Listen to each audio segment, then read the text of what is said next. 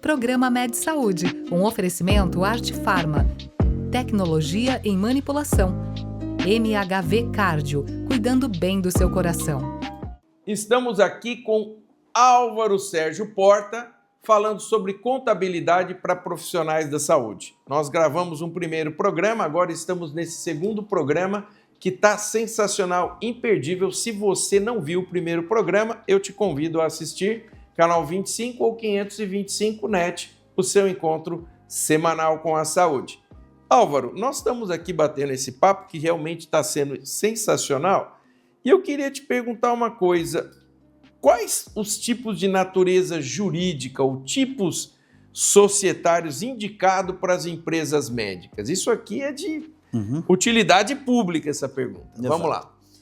Bom, temos aí dois tipos, né, que são os mais indicados, tá? Que é a sociedade empresária limitada ou a sociedade simples limitada.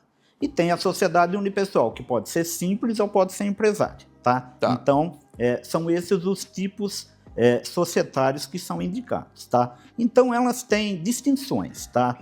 Vamos falar, a sociedade empresária, ela se caracteriza quando os sócios se unem para fazer investimento, tá? Então, eles vão investir, né, num negócio para obter resultados, tá? Que é o lucro, no caso, tá? Que é o objetivo principal. Então, eles não necessariamente precisam estar trabalhando naquela sociedade, naquela empresa. Eles podem contratar pessoas que vão lá trabalhar... Fica como investimento dele. Como investimento, tá? E vão gerar resultados, tá? E a sociedade simples, ela já, conforme prevê o Código Civil, é uma sociedade de natureza, vamos falar, intelectual, tá? Técnica, que é formada por profissionais, né, de uma mesma categoria profissional, tá? Então, eles se unem, né, para receber as receitas do trabalho deles, tá? Então, é o trabalho pessoal deles que vão ser a receita daquela empresa, tá? Então, é caracterizada como sociedade simples, sob a forma limitada. O porquê do limitada? O limitada é a responsabilidade do sócio perante as obrigações da sociedade, tá? É limitada ao valor do capital social investido, tá? Então, vamos dar um exemplo. Se a empresa tem lá um problema, comprou lá alguma coisa e não pagou, e isso vai para execução, vai, né, para protesto e tudo mais, a execução ela vai ser o valor, vamos falar assim, se ele tem o capital social de 10 mil, mas o débito é 50 mil, a execução vai em cima do valor investido do capital social, vai cobrar do sócio só os 10 mil. Os outros 50 mil, a diferença vai ter que arrestar bens se tiver essa sociedade. Se não tiver, aí vai ficar lá perdido, né? Vamos pensar assim. Você entendeu? Então, é por isso que tem o limitado. Então, nós temos sociedade simples, sociedade empresária. Esse limitado, então, só me permita, para quem está nos ouvindo, o limitado, então, é limitado ao aporte do capital que foi declarado quando aquela empresa foi constituída. Isso, a responsabilidade do sócio é limitada ao valor do capital investido. Interessante, bacana. Então, para sociedades médicas, deve ser mais interessante a SS do que a SE. Sim. Vamos falar, se for uma clínica médica, tá? Vamos pensar assim, você monta uma clínica e você vai agregar profissionais para trabalhar naquela clínica além de você, tá? Aí é uma sociedade empresária, tá? Por quê? Você fez um investimento para você trabalhar, mas também outros vão trabalhar lá, tá? E vão gerar resultado, né, para essa empresa e tudo mais. Então é uma sociedade empresária, mesmo sendo, vamos falar, na área médica, tá? Mas o que é mais comum é médicos, né, ou profissionais da saúde se associarem, né, para receber o fruto do trabalho deles, tá? Então, como pessoa jurídica, que é aquela questão, né, de que hoje os hospitais, né, querem mais tê-los como pessoa jurídica do que como pessoa física para fugir de encargos sociais. Então, eles se juntam para poder receber o fruto lá do trabalho deles, né, como pessoa jurídica. Então, aí é uma sociedade simples, tá? né? Então, toda vez que você é procurado, então, cabe a você fazer uma análise do que a pessoa quer, porque às vezes ela vem com uma ideia que pode não ser a melhor forma de constituir aquela empresa. Exatamente isso, tá? Então, porque o Código Civil lá tem essas previsões do que é a sociedade empresária, do que é a sociedade simples, tá? Então, é importante que você encaixe aquilo que será o objetivo deles lá de acordo com o Código Civil, tá? Então, você dá lá a sociedade simples, sociedade empresária. O regime de tributação é o mesmo para a sociedade simples e a sociedade empresária? Sim, é o mesmo regime de tributação, tá? Independe, vamos falar, do tipo societário que é. Então, você pode escolher. Aí você tem lá os regimes de tributação. Nós temos o Simples Nacional, o lucro presumido e tem o lucro real, tá? São os 3 regimes tributários. E o que você aconselha? Porque assim, a maioria... E aí me corrija se eu estiver errado. A maioria das pessoas que eu vejo que tem essas microempresas médias, não estou falando de grandes empresas, hospital e tal, mas clínicas, eles trabalham com lucro presumido. Perfeito. Em que situações vale a pena trabalhar com lucro real? O lucro presumido, o próprio nome já diz. Existe uma presunção de lucro, tá? Então, é uma forma simplificada de você pagar impostos, tá? Então, tem lá a presunção de lucro, vamos falar, pro lucro presumido, é 32% do valor do faturamento. Sobre essas bases é calculado o IRPJ, que é o Imposto de Renda da Pessoa Jurídica, e a contribuição social sobre o lucro líquido, tá? Então, é sobre essa presunção. Fora os outros impostos que tem, que é PIS, COFINS, né? O lucro presumido, ele tem... No PIS e COFINS, tá? Uma grande vantagem, tá? Porque hoje o percentual de PIS e COFINS é 3,65% do valor do faturamento ou da receita, tá? Quando no lucro real é 9,25%. É que o lucro real você pode aproveitar os créditos das aquisições que você teve, dos serviços que você tomou, tá? Mas numa empresa de prestação de serviço, esses créditos são ínfimos, tá? Então, por Eles isso... não fazem frente ao que você vai ter que desembolsar pelo lucro real. A diferença é muito grande, né? De quase 6% ali, só aí, né? Fora que no lucro real, a base de cálculo é o lucro efetivo. O próprio nome já diz, né? Lucro real, tá? É o próprio lucro que a empresa gerou. Receita, menos despesas, menos os custos, que sobrou 15% de imposto de renda e 9% de contribuição social. Isso para lucro real por trimestre até 60 mil. Se ultrapassar, ainda tem um adicional de imposto de renda de 10%. Então, não compensa. E no lucro presumido, o IR é 4,8% da receita e a contribuição social é 2,88%. Tá? Então, é muito menos que vai incidir sobre o lucro efetivo que a empresa teve. Então, por isso que compensa muito o lucro presumido. Tá? Então, a gente pensaria assim, que a questão do lucro real são para empresas com faturamento muito alto. Isso. Vamos falar assim, uma base para você ter ideia. Tá? Se o seu lucro, tá, que você tem numa empresa for inferior a 32% do valor da receita, tá? Então, vamos falar, você fez lá a contabilidade, tudo certinho, e apurou que tem um lucro X. Se esse lucro X ele for inferior a 32% do valor da receita, o lucro real é interessante, tá? Justamente pela presunção de lucro lá no lucro presumido, que é 32%. Agora, se o lucro efetivo, feita a contabilidade, for superior a 32%, é bem melhor o lucro presumido. Então, nas empresas médicas ou de prestação de serviço, é super interessante o lucro presumido. Por quê? Porque, normalmente, o lucro ele é muito maior que os 32%. Então, Entendi. é esse cálculo que a gente faz para indicar a forma de tributação que a empresa deve adotar. Álvaro, nós já conversamos, mas eu queria reforçar isso aqui com quem está nos ouvindo. Médico pode ser MEI? Não pode ser MEI, não. É proibido, existe uma relação de atividades permitidas para o MEI, e nessas atividades, o serviço técnico profissional de profissão legalmente regulamentado, que onde estão os médicos, não é permitido. Ok.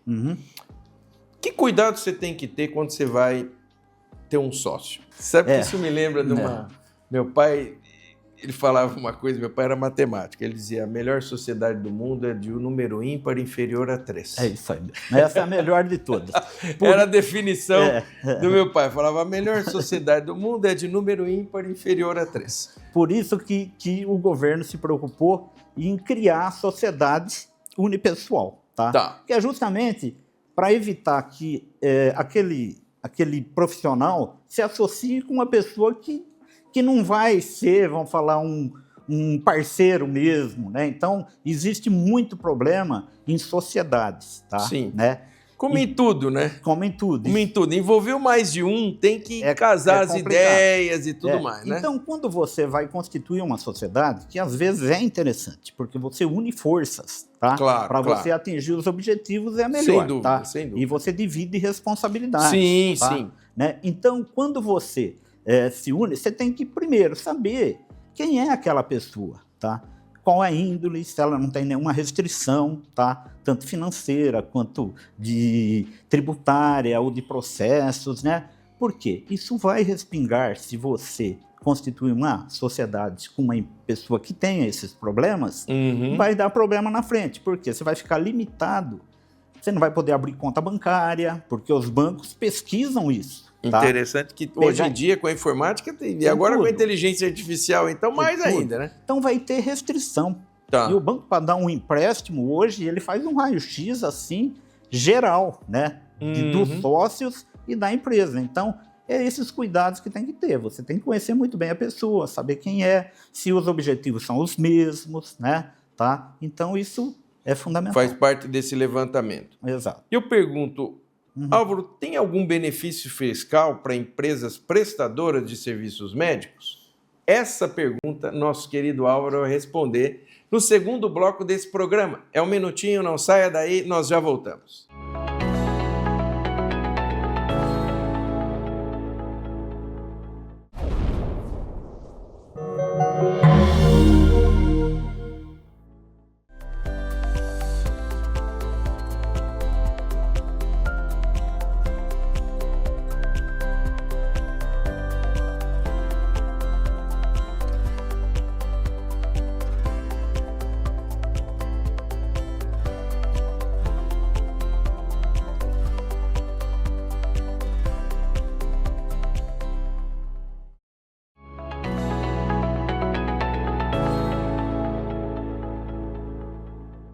Estamos de volta com o Álvaro Porta falando sobre contabilidade para os profissionais de saúde, o que você precisa saber. E eu fiz aquela perguntinha que é, assim, fundamental. Tem algum benefício fiscal para a empresa prestadora de serviço médico, Álvaro? Tem. Depende do tipo de constituição, né? O tipo de regime tributário que ela adotou. Tá? Então vamos pensar, ela adotou o lucro presumido. Tá? Que é o único regime que dá para ter esse benefício que eu vou falar.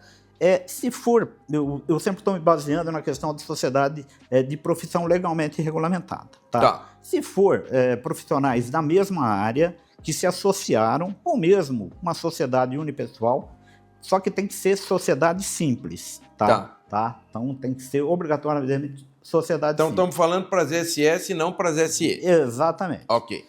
Eles têm o benefício de pagar o ISS de forma fixa, tá? Por semestre, por sócio que trabalha para aquela empresa. Tá? Então, se ela não ter, então ela não pode ser empresária, sociedade empresária, que sociedade de investimento. Mas se ela for uma sociedade simples e for da mesma profissão, os sócios que estão ali, e for profissão legalmente regulamentada, pode pleitear de pagar o ISS de forma fixa. Ou seja, é um valor fixo por sócio por semestre, e que é um valor bem pequeno, tá? Que o município estabelece. Ao invés de pagar, às vezes, 2%, 3% do valor do serviço por serviço prestado por nota emitida. Então, é bem interessante, tá? Tá aí uma dica importante que o Álvaro está dando, então, para quem tem a sociedade simples, né?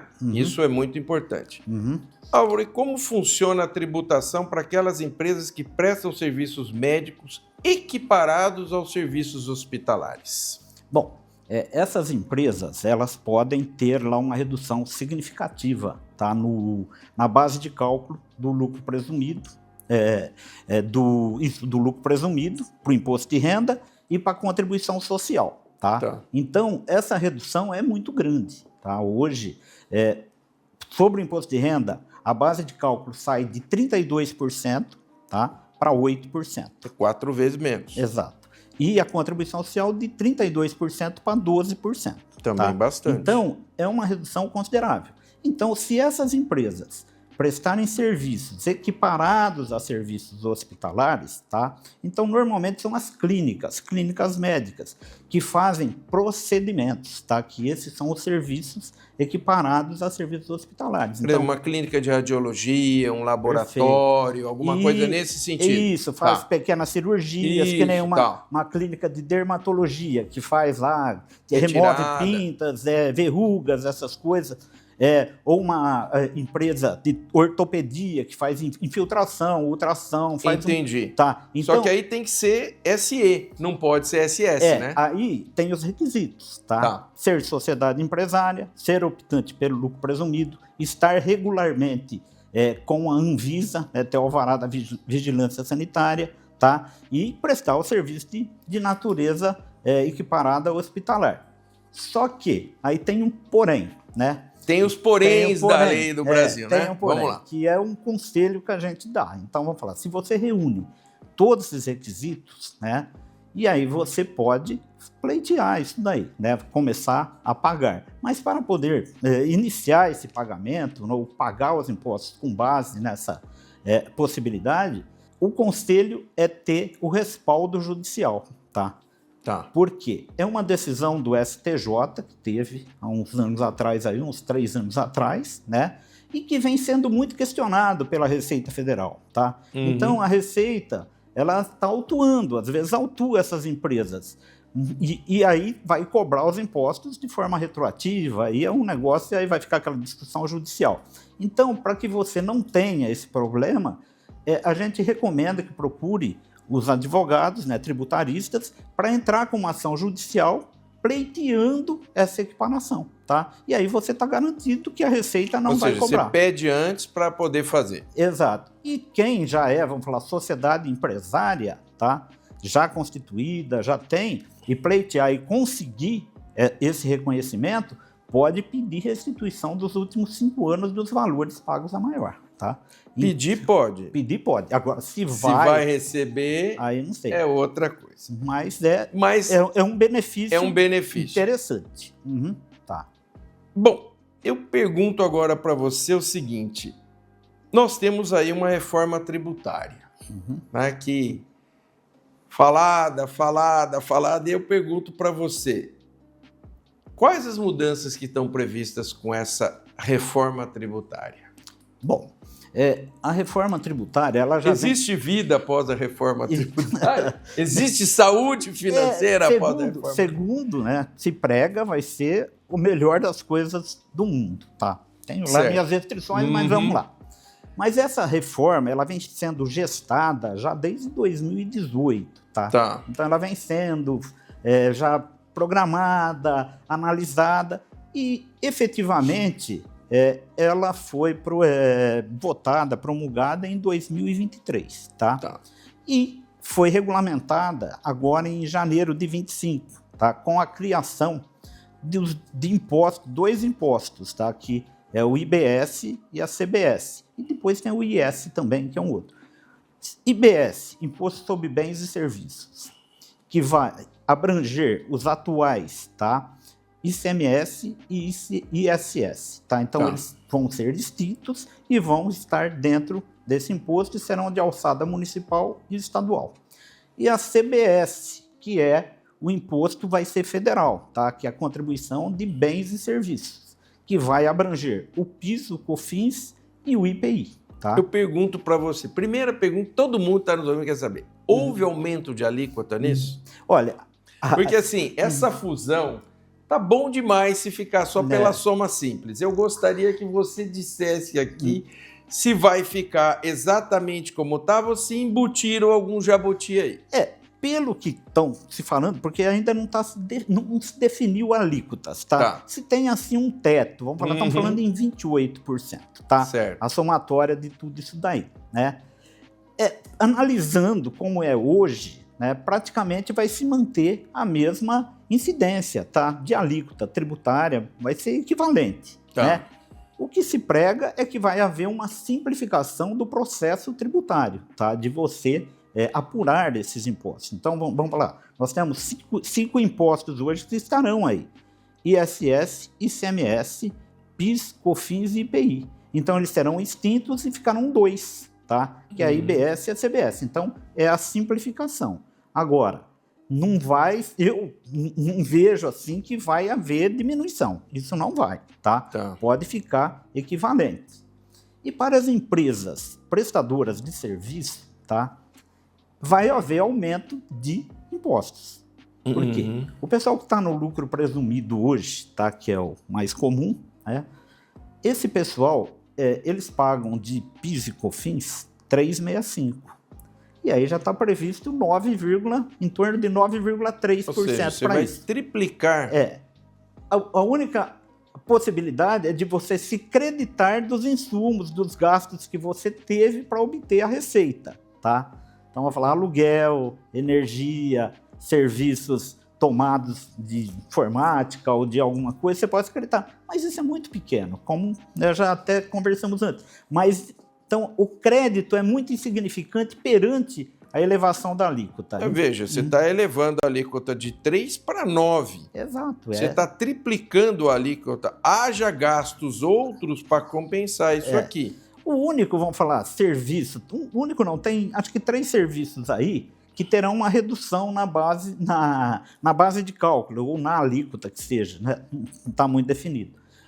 É de 60% essa redução, que é para serviços de saúde, tá? Que é serviços médicos, dentista, odontólogo, tudo. Então, esse pessoal, hospitais, educação e transporte, tá? Então, esse pessoal vai ter uma redução. Então, redução de quanto? De 60% na alíquota, tá? Vamos falar, então a alíquota, se for 28%, para eles será assim 11%, 12%, tá? Então, é o que está previsto. Vamos ver se aguardemos a regulamentação certinha de tudo isso aí.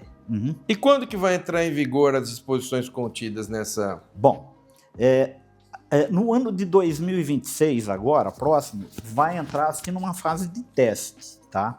Então, inclusive as notas fiscais, elas já vão sofrer uma adaptação para que elas tragam os valores tanto do IBS e da CBS, está lá já informado. Então, a partir de 2026, já vai ter isso e vão ser calculados, o IBS vai ser 0,1% e a CBS 0,9%, tá? Que a somatória vai dar 1%. Tá? Então, isso começa a vigorar em 2026 como teste, tá? Não significa que vai ter que pagar esse imposto, tá? Então, você, inclusive, diz que pode até abater depois do PIS e COFINS, não sei, aí tem que ver como que vai ficar essa regulamentação certinha. E vão entrar em 2027, vai entrar efetivamente a CBS, que é o PIS e COFINS e o IPI, já sendo realmente calculado e pago. E no período de 27 até 2032, que é o IBS, o ICM e o ISS, que vai ser de forma gradativa, um pouquinho por ano, tá? Vai diminuindo um, aumentando o outro, e assim vai até final de 2032, tá bom? A sua impressão pessoal de tudo isso? Olha, para nós, contadores, tá? O momento de transição vai ser uma loucura, tá? Por quê? Nós vamos conviver com 2 regimes tributários, tá? O que existe e o que vem de novo, tá? E isso é uma loucura para nós, tá? Por quê? Nós hoje já estamos nos movimentando, participando de cursos, palestras, treinamentos, já se preparando para esse volume de trabalho que a gente vai ter. E que exige investimentos em programas, né, e adequações e um monte de coisa. Então, para nós, contadores, e para as empresas em geral, os departamentos, vai ter muito trabalho.